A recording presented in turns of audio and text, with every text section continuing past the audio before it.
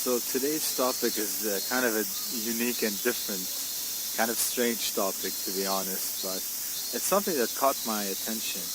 When I'm in Japan, everywhere I go, I see these vending machines for drinks, for, chips, cupcakes, chocolate.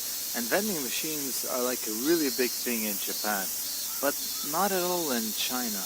In China, they're almost unheard of, even though China is leading the way when it comes to certain things like, Alipay, WeChat Pay, electronic payments through phone.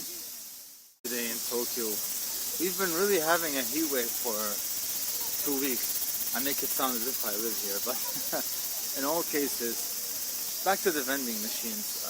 I'm going to take you to a street. I just wanted to point this out because every street I go to in Tokyo, there are tons and tons of vending machines.